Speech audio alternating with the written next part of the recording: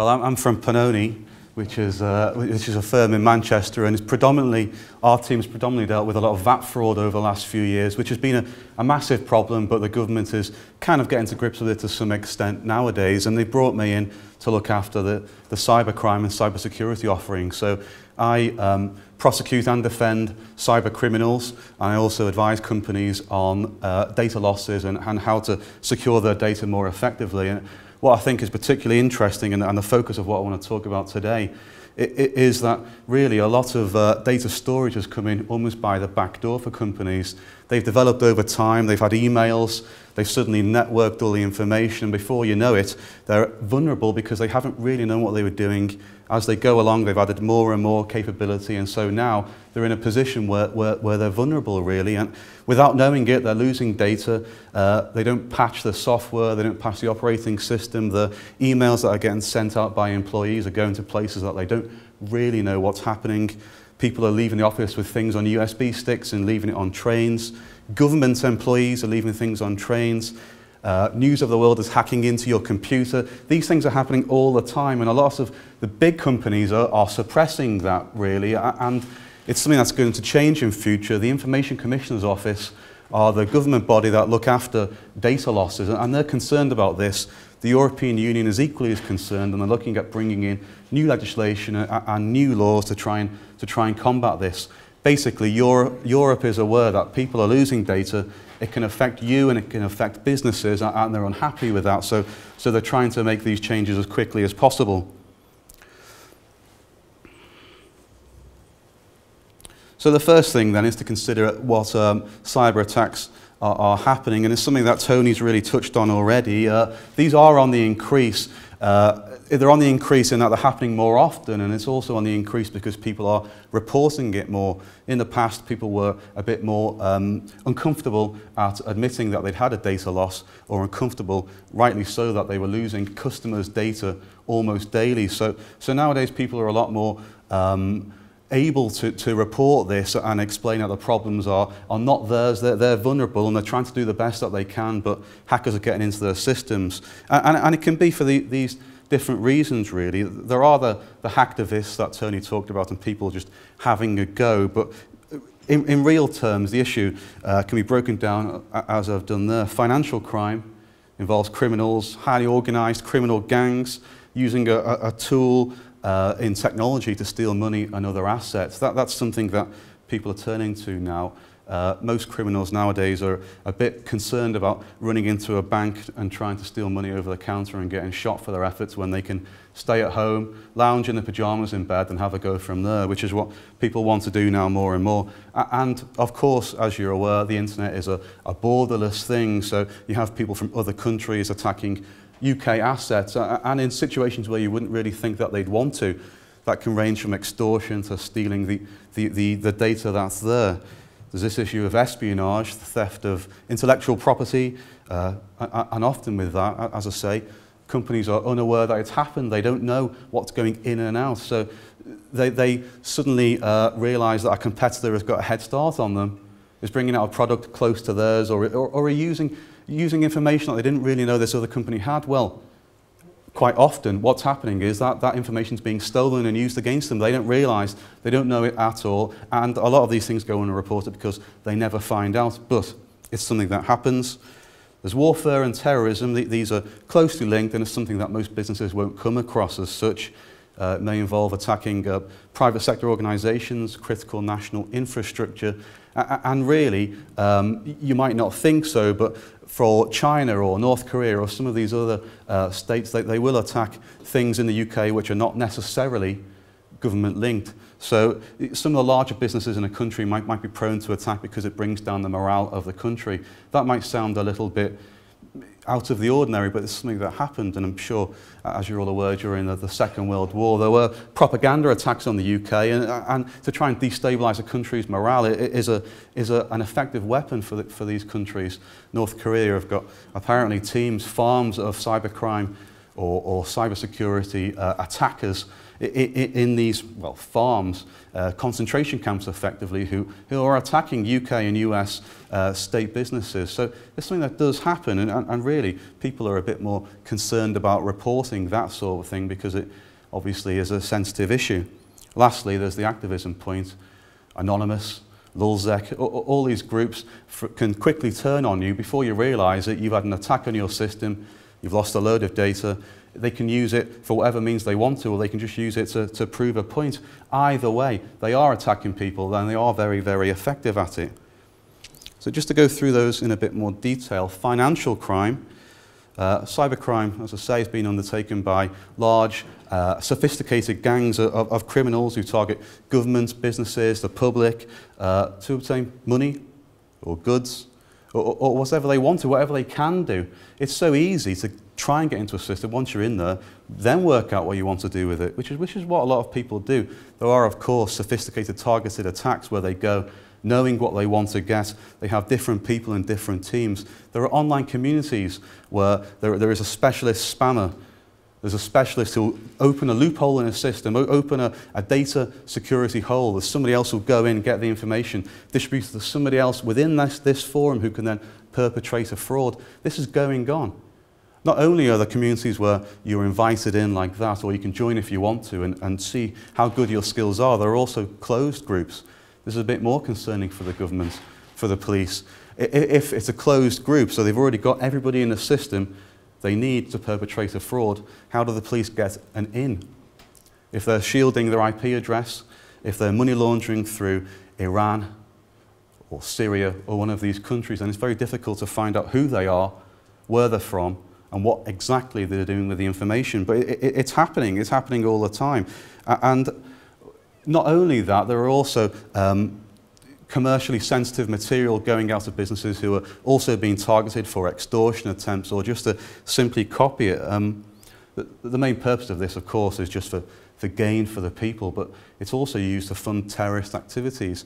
Al-Qaeda is now using cybercrime as a way to fund their activity. That they're using easy, rich pickings. They take a small amount from a lot of people, and it soon builds up. This is something that's happening. Anonymous. You may think that they're just a group of kids, and to some extent they are, but they're also using extortion attempts. If you don't pay us, we'll take down your system. I think Tony alluded to it. A lot of these hacking groups call themselves security companies, and that's because they might send you an email saying, we think there's a security flaw with your system. If you pay us £5,000, we'll sort it out for you. In fact, you don't pay them £5,000. They just attack your system, find a security hole, take it down, and resend the email. It's an easy way of them getting money in which they can then use to buy servers, to buy computers, to fund all the different things that they want to fund as an organised crime unit, which they are becoming, they are developing. The terrorist legislation is worded such that I can see Anonymous or a large hacking group becoming called a terrorist organisation within the next 5 years. I think when that sort of thing happens, it will be well, a crossing the Rubicon moment for hacktivists and cybercrime, in that once somebody's labelled a terrorist, they then live up to the name. I can see that happening. Anonymous are already attacking, well, they've attacked PayPal, they'll attack the government, they'll attack Visa and MasterCard.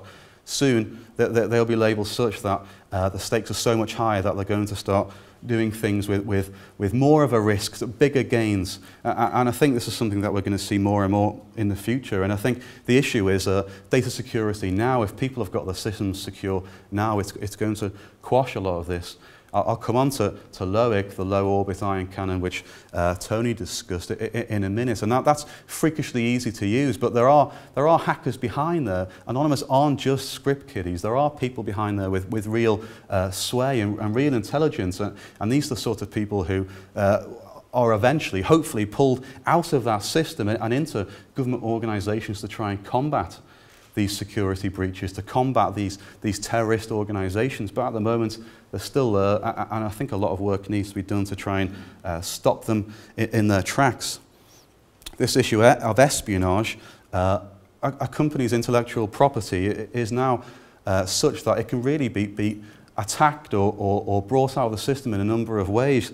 Of course, it includes intellectual property. That's what everybody thinks of. Blueprints. Blueprints for a car suddenly get leaked out.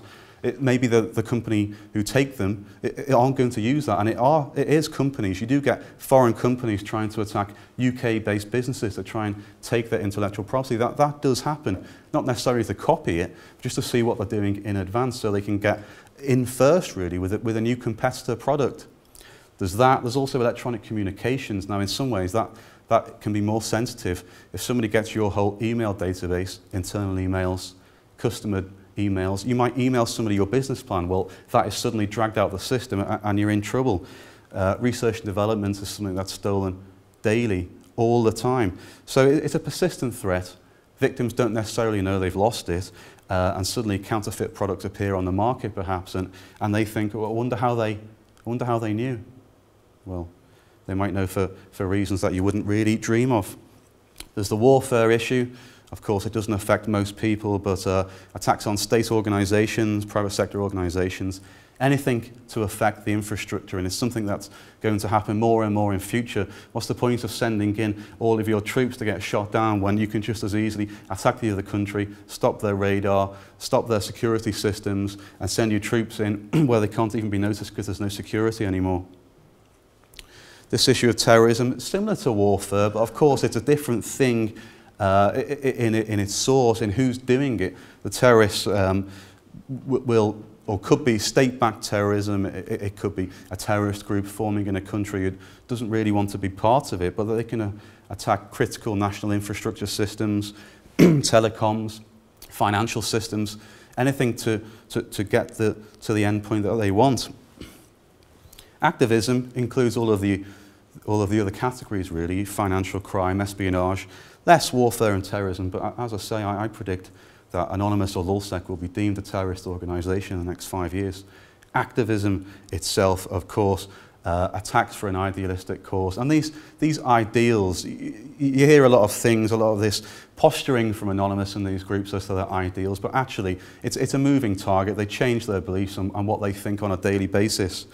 The attacks, in the name of WikiLeaks or attacks in the name of a hacker who's been arrested, well, they attack all sorts of random people. It could be somebody who's criticised them or somebody who hosts a website which they don't like. And activism really is a random thing, and this crowdsourcing idea of swaying from one idea to the next and attacking whoever they want to randomly is something which I don't think anybody can discount. You may not think your business could be involved in anything that Anonymous dislikes, but then again, the wind quickly turns. So there's this idea of the low orbit ion cannon, which is what Tony talked about. But I do think it's interesting. People think hacking is difficult, and hacking into or attacking somebody's computer or extorting money off somebody must be difficult. But actually, a hacking group could form today. We could form a group, and we could extort money from somebody. We could say to the BBC, if you don't give me £5,000 a day, I'm going to take off your website. The BBC is probably secure, but some smaller websites wouldn't be. So it asks for the IP address you want to attack. Well, you don't know it, so you just put in bbc.co.uk. You say get, it gives you the IP address. You put whatever details you want in there. It doesn't really matter. Just crank it as high as you can. Press start. This is on stop. Press start, and it starts doing it. It's attacking the system. It's making lots and lots of requests for the web pages. And like the Glastonbury website, when a tickets go on sale, it goes down because everyone's clicking on it. Or the BBC website, where Michael Jackson died, everybody's going on the site. Well, there's too many requests. The site goes down. That's what this does. I'm sure many of you know that, but it's really quite an easy idea, and this makes it even easier. When Loic first came out, it was a program you had to download. People were concerned about that. Why the hell am I downloading a program made by hackers? I don't know what it contains. So they made it even easier. They made a JavaScript version. You go on a website. This website was what originally hosted it, but it's gone down now. That website doesn't exist. This still exists. It pops up on your screen, nothing untoward, you're not getting hacked by them, so a lot more people do it, and it's freakishly easy. So that could happen today. Somebody could put together a group of terrorists, activists, hacktivists, whatever you want to call it, and extort money or attack your website today. Why would they want to? Well, variety of reasons, but you can never discount it. For example, it could be that a product is about to come out by a competitor, You want to look after your own concerns, so you take down the competitor's website before their new launch day. Well, it affects them, and I think this is something that's happening more and more, and people are admitting it more and more. This is an interesting story. Andrew Crossley, I'm sure many of you haven't heard of him, if any. This was my nemesis for a while. My background is defending people accused of online peer-to-peer file sharing. Andrew Crossley worked for this firm, ACS Law. He's a fellow solicitor, I won't disparage him, but the court did say he was doing some fairly dodgy business practices, but effectively, in 2010, he was sending out letters to online file sharers of porn, sending out letters saying, we know you've downloaded this, you owe us £5,000. £500, £2,000, they quantified in the letter what you downloaded, how much you owed them. So you might think, fair enough, he's looking after somebody's copyright interests, trademark interests, there's nothing wrong with that. Now, obviously, it gets online. I've received this letter. What the hell's going on? Hacktivists get involved. He sent out thousands of letters, and there was a link on the 4chan website, which is apparently the source website of Anonymous. It's where Anonymous came from. A lot of these hacking groups are supposed to be sourced in this Anonymous website. It's on there. Andrew Crossley. Who's this guy? Let's get him. No warning of what's going to happen. 2010, offices shut at 6 p.m. No precautionary measures taken, so they don't know what's going to happen. Employees came in the following day and the website was down. The email servers were down. Didn't think anything more. The IT team came in, noticed there'd been a distributed denial of service attack on them. So they brought the servers back online. Everything's working again, fine. Andrew Crossley commented, this is a quote, "This attack is typical rubbish from pirates. Big whoop. It was only down for a few hours. I have far more concern over the fact of my train turning up 10 minutes late or having to queue for a coffee than them wasting my time with this sort of rubbish." Gloating away, walks back into his office, didn't know it at the time, but when the website servers were reset, all of these anonymous hackers were watching. The email database is there for all to see because the security didn't come up at the same time as the email server. All the emails were downloaded by hackers, posted on the Pirate Bay website, and it contained commercially sensitive material. The Pirate Bay distributed all those emails all over the place. People were posting things on websites. Look at this that we found, look at that. People talking between themselves, the employees, sensitive material, legally privileged material. Andrew Crossley took 3 weeks off from work and booked himself into some kind of an institute. He was mentally affected by this and what happened to his business. Meanwhile, the courts are also hammering him for his business practices to do with sending out these letters. But regardless, the bad PR of the hack, the criticism in court, he couldn't get any more instructions, ran into financial difficulties. The Information Commissioner's Office got involved. They look after people who've had data breaches, personal data's lost. They look into it, and they will come onto it, but they can use a variety of sanctions to try and sort these things out. The volume of data that was lost that they were particularly critical of. Andrew Crossley was fined £200,000 for this. This is after his business had gone under. £200,000 pushed him into bankruptcy. He only ended up paying £1,000 in the end. He's no longer a solicitor. He no longer works at all in the law. And really, it was this attack that was the beginning of the end for him. 6 p.m, left work happy as Larry. Comes in the next day, emails are down, doesn't think anything of it, gloats, these hackers can't do anything to me, and that's his business over, really. It's an extreme example, but it is an example nonetheless that's fairly useful. You don't know when the spotlight's going to be turned on you. So, what is the law that governs this area? And it all comes from the much maligned Data Protection Act. Now, obviously, if you ring a call centre and they start harping on about the Data Protection Act, your eyes roll immediately, and it is often misused. People talk about this all the time, but Principle 7 of the Data Protection Act is interesting. Appropriate technical and organisational measures shall be taken against unauthorised or unlawful processing of personal data and against accidental loss or destruction of and damage to personal data. So not only the loss or destruction, but damage to personal data. So it doesn't have to be hacked, it can just be lost, and you've breached that. You may think, so what's going to happen? Well, we'll come on to it, but the Act says you should have security that is appropriate to the nature of the information in question and the harm that might result from its improper use. So nature of the information and the harm that could result, you have to consider that yourselves. But if you've got databases of customer material, maybe their phone numbers, what they do for a living, you could have sensitive things yourself. I know a lot of companies pitch to someone, make notes about them, personal notes. Well, they keep that on the database. If it's lost, it could be a breach that the ICO would be concerned about. Now, it says you should have security appropriate to those factors. It doesn't define appropriate. The government are more clever than that. They leave it to you to decide, and then if you get done for it, well, it's your own fault. That's what they say. So they say it should consider technological developments, the costs involved, and the sort of information. It's all a little bit vague, really, but they say that you don't have to have state-of-the-art security measures. Just you should regularly review it and keep up to date with technology advances. That sounds simple enough, but there are a lot of companies out there who don't do anything at all. Maybe they patch their software, don't do anything else. As Tony discussed before, penetration testers, security consultants going in. These are the sorts of measures that you should take. And you should keep a log of it. If anything does happen, you can say, well, we did all this. This was appropriate. We did try and do our best. This isn't our fault.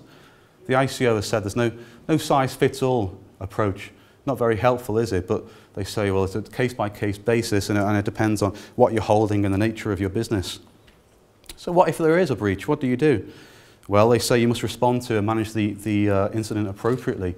Again, it's very hazy. Appropriate, what does it mean? But you need to have a policy on dealing with information security breaches. That's part of the Act. You need to have that. If there was a breach and you didn't have that, you're in trouble immediately, so you do need to have that. There are 4 elements, they say. Containment and recovery, which includes procedure for damage limitation or a recovery plan. Assessing the risks. What's happened, what's lost, where can it go? Notification of breaches if necessary to the ICO, Information Commissioner's Office, or the FSA can get involved. They can really affect your business. It could be a bad thing. You might have to tell the media. It depends on what it is. Evaluation and response. So update your procedures and your policies afterwards so it doesn't happen again.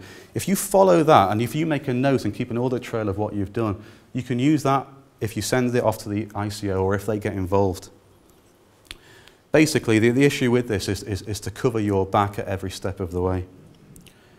So people often think, should I notify the ICO, or will they ever find out? Shall I just sweep it under the carpet? Well, you can't really. The ICO says that serious breaches should be brought to their attention. What does serious mean? Okay, they don't define it, but they do provide guidance. You've got to take into account the potential harm to data subjects, what could happen to them. The potential harm to individuals is the overriding objective of the ICO, so that's really the big issue. What's the potential harm? Ways in which harm can occur include exposure to identity theft, so you've lost phone number, date of birth, address, and the name, and the children's names perhaps. Well, that suddenly is a big data breach. You might not think it's sensitive data, but it is, and it's something that could be used by cyber criminals, and they will use it. If that information is lost and found by somebody, they will use it. Things like this are maybe not necessarily used by the person who finds it, but it can be sold on. There are markets online, there are markets on the dark net, the side of the internet that people don't always see, where things are sold, personal data is sold. You might get 500 names, addresses, and dates of birth of people for £5. You know, it's arbitrary amounts, but it's something that does happen. So volume of personal data, again, it's important. If you've lost a lot of data, then that leads more to you having to report this to the ICO. And the sensitivity of the data, you could include bank details in there. Well, suddenly, the more sensitive it is, the more likely it is that you've got to report it. What the ICO says is, if in doubt, report it. And if they're going to issue a fine or if there's going to be a sanction, you get less of a sanction. It's mitigation if you've notified it yourself rather than them have to find you. There's nothing worse than somebody trying to hide it. It's reported in the media. The ICO then knock on your door and say, why the hell didn't you tell us about this? What can the ICO then do? Well, they assess the situation, assess what you've told them. You send a representations by a documentary audit trail of what you've done, exactly what happened, how you attempt to mitigate this loss beforehand, what you've done to mitigate it in case it happens again, how this wasn't your fault effectively and it was something that you couldn't control. They look at all that, they consider it, they can take no further action, they can do nothing. It happens a lot. I think people should err on the side of caution and send off these representations and notification of a data breach. At least then, if you're doing it more often than not, well, the ICO can see you're trying your best to help them. And if they think there's nothing untoward, no further action. They can notify a requirement on you to undertake a course of action to prevent further breaches. They might say, for example, you need a firewall. Why the hell wouldn't you have a firewall? Some businesses don't. As ridiculous as it sounds, some businesses don't. You could have you sign an undertaking to say that you'll do that. Formal enforcement action, the same thing, but they make it a legal obligation. You are legally obliged to now encrypt all of your data on your laptops. Last one, a fine. If there is a serious, deliberate, or reckless breach of the Data Protection Act, a reckless breach, so you haven't got security in place at all, well, that will be a reckless breach. And you know, understand what serious and deliberate means. That ordinary English meanings, but reckless is something else. And I think that's something people need to have in mind. If you don't have any security, that's obviously going to be a reckless breach. So they can serve a monetary penalty notice, and it can be up to £500,000. As I say, if you report it yourselves, then you get far less of a fine or a sanction at the end, because you've gone to the ICO, they haven't had to come and find you.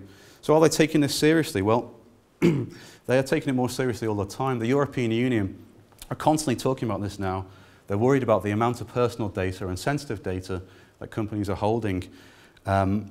June 2012, so it's fairly recent, an IT company bought 4 hard drives on eBay.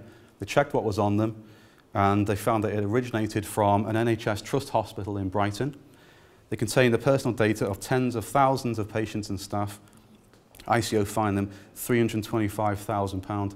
The ICO fined an NHS trust £325,000. It's disgusting. It seems to be taken from one hand to give to the other. These are both publicly funded organisations, but I'd imagine the NHS trust needed that money a hell of a lot more than the ICO do. £325,000 is a significant fine. Now, that's at the higher end of things. It's really sensitive data, medical records for tens of thousands of people, the salaries of all their employees, but £325,000 it is, and we are seeing fines that are more and more close to this maximum point. And the reason for that really is this. The EU privacy laws are coming in. This is something that has been mooted for a long time, and they're bringing in these 3 points really, that the right to be forgotten. This is something that Facebook and Google are particularly worried about. People will be able to ask for the data about them to be deleted, and firms will have to comply unless there are legitimate grounds to retain it. Now, legitimate isn't defined, but you can imagine that if you want to shut your Facebook account, they retain everything anyway. Facebook retain everything. There are no legitimate grounds to keep it, except for marketing purposes, which I can imagine the EU wouldn't particularly like. Well, Facebook can then be fined if they don't delete it.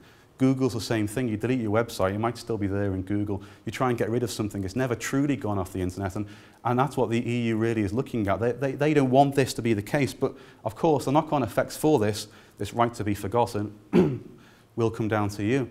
If you're a marketing firm and you're sending things out, email shots, well, if somebody rings you up and says, take me off the list, you don't reactivate it, it's still there. Well, that will be a breach under this. There's also this obligation, and any data breach at all must be notified to the person as soon as possible. So if you lose 10,000 records, you've got to notify each person as soon as possible.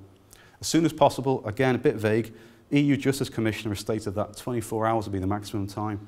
So there's a data breach, within 24 hours you've got to tell all 10,000, 300,000, 1 million people. If you don't, then there is this fine, up to 2% of global turnover. That's what got Facebook and Google particularly worried, 2% of global turnover for the entire company, obviously. There's also this other issue. All organisations with 250 members of staff must have a specialist data protection officer. Now, things like this are going to become more and more common in future. Specialist officers, data protection teams, IT security teams. It's not going away, and the way the legislation's going and the law's going, it's going to get more and more important and heavily cracked down on if people start to breach it. So although at the moment the Information Commissioner's Office legislation is slightly wishy-washy, the fines are going up, 200 grand, 325 grand. Suddenly this new law comes in, 2% of global turnover. So it's not going away, and I think people have got to start getting used to this, get the systems in place now, and then when all this EU law does come in, they say within the next 2 years, people will be ready for it. Okay, does anybody have any questions? Can you just say, what's the law against somebody doing a denial of service? What do you actually Yeah, well, it's the Computer Misuse Act. Now, it's a slightly a grey area, and it's something that the UK legislature are trying to remedy. But really, Section 3 of the Computer Misuse Act is unauthorised modification of computer material. And what they say is, if you attack a server and it goes offline, you've modified it in some way, but it doesn't quite fit in. So it is in a grey area. People are trying to prosecute under Section 3 because it's the easiest way of doing it, but it is kind of shoehorning. And in the early days of the Computer Misuse Act, the courts were particularly keen on emphasising that if Parliament hasn't made something an offence, that the courts won't look into an act of Parliament as more than it really is. So really, if something goes to Court of Appeal for a denial of service attack, I can see them getting off on appeal because it's not quite fitting in just yet. But it would be Section 3. Okay, I think we're